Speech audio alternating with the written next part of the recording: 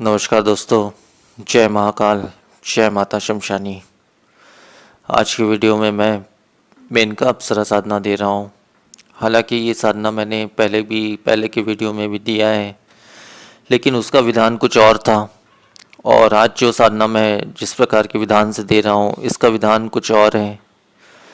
और इस विधान से अगर इस साधना को किया जाए तो एक दिन में ही, निश्चित तौर पर एक दिन में ही इस अप्सरा की सिद्धि होती ही होती है। निश्चित तौर पर केवल आपके मंत्र का उच्चारण सही रहना चाहिए। इस बात का अगर आप ध्यान रखकर इस साधना को करें तो ये साधना आपकी सफल होनी ही होनी है।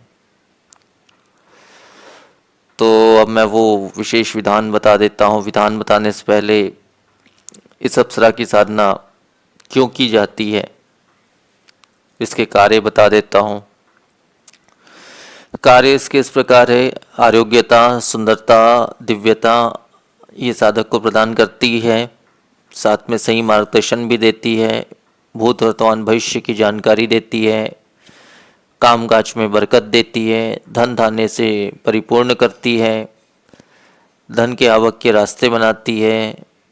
साधक के सांसारिक कार्य बनाती है। इस प्रकार के अनगिनत इसके लाभ हैं इस साधना के। अब वैसे तो इसे सिद्ध देवी रूप में करना चाहिए या फिर मित्र रूप में। इसके अलावा किसी अन्य रूप में इसे सिद्ध न करें। बाकी अगर आप चाहें तो कर सकते हैं, परंतु उसकी जो भी जिम्मेदारी होती है वो आपकी स्वयं की होगी। अब मैं साधना का विधान आपको बता देता हूँ। इस साधना को आपको पूर्णिमा के दिन पूनम की रात में करना है, रात्रि 11 बजे के बाद। पश्चिम की दिशा रहेगी। पश्चिम की दिशा में एक लकड़ी का बाजोट बिछा लें। उसके ऊपर आप लाल रंग का एक वस्त्र बिछा लें। उसके ऊपर आपको आधी मुट्ठी चावल लेनी है और उसमें आपको सिंदूर मिला लेना है। थोड़ा सा सिंदूर इस प्रकार से मिलाए कि उस चावल का रंग जो है वो लाल हो जाए। अब उस लाल चावल को आपको उस आसन के बीचों बीच स्थापित करना है और उसके ऊपर में एक तांबे का छोटा सा एक लोटा स्थापित करना है जल भरकर। उस लोटे के अंदर कुछ सुगंधित पुष्प छोड़ दे, इत्र का छिड़काव कर ले और इसमें विशेष एक सामग्री की आवश्यकता पड़ेगी। मेनका सिद्ध अप्सरा यंत्र। तो इस सिद्ध यंत्र को आप, मेनका अप्सरा के सिद्ध यंत्र को आप उस कलश से जोड़कर, मतलब कलश से ऐसे टिकाकर स्थापित करते हैं उस लाल चावल के ऊपर में। उसके पश्चात आप उस आसन को पुष्पों से, सफ़ेद पुष्पों, पीले पुष्पों, लाल पुष्पों, अलग अलग प्रकार के पुष्पों से अच्छी प्रकार से सजा लें। गुलाब के इत्र का छिड़काव कर लें, मोगरे का इत्र का छिड़काव कर लें, चमेली के इत्र का छिड़काव कर लें। चमेली के तेल का एक दीपक जला लें, प्रज्वलित कर लें। सुगंधित धूप, अगरबत्ती इत्यादि जला लें और स्वच्छता का विशेष ध्यान रखना है। ब्रह्मचार्य स्वच्छता का विशेष ध्यान रखना है। स्नान इत्यादि करने के बाद स्वच्छ वस्त्र धारण करने के पश्चात इस साधना को करें और स्वयं के बैठने का आसन भी आपका लाल होगा। तो इस प्रकार से आपको इस साधना को करनी है। इसमें आप सफ़ेद हकीक के माला का प्रयोग कर सकते हैं। वैसे इसका मंत्र ही मुख्य है। अगर माला का प्रयोग न भी करें तो साधना आपकी सफल ज़रूर होगी, परंतु अगर माला का प्रयोग करें तो सफ़ेद हकीक की माला का प्रयोग करें। तो इस प्रकार से आपको साधना करनी है। इसमें आपको 9 माला मात्र पाठ करना है। तो इस 9 माला के पाठ के अंतर्गत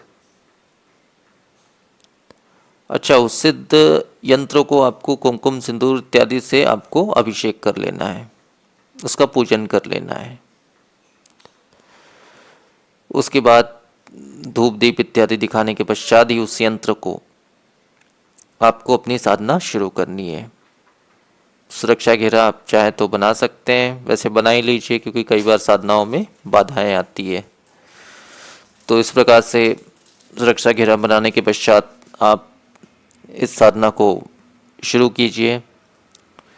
9 माला आपको ज़्यादा से ज़्यादा इस मंत्र का, उक्त मंत्र का पाठ करना होगा, जिससे ये अप्सरा प्रत्यक्ष रूप से आपके सामने उपस्थित हो ही जाएगी। तो अब वो विशेष इसमें आपको सफ़ेद मिष्ठान या फिर खीर का, वैसे खीर का ही भोग लगाएं तो ज़्यादा अच्छा रहेगा। थोड़ा सा किसी भी पात्र में थोड़े से खीर बना के उसका भोग अर्पित कर देना है उसके नाम से। तो बस इतना ही विधान है। और साधना पूर्ण होने के पश्चात जब देवी आपकी प्रत्यक्ष हो जाती है तब उससे वचन ले लेना है। ऐसी शक्तियों से किस प्रकार से वचन लिया जाता है वो मैं बता चुका हूँ पहले की वीडियो में, फिर भी एक बार बता दे रहा हूँ। पहला वचन आपको यही लेना है कि मैं जब भी बुलाऊं तभी आपको आना होगा। दूसरा वचन ये लेना है, मैं जो भी कार्य आपको दूं वो मेरे लिए वो कार्य को करना होगा। तीसरा वचन ये रहेगा कि किसी भी कारणवश आप मुझे या मेरे परिवार को नुकसान नहीं पहुंचाओगे।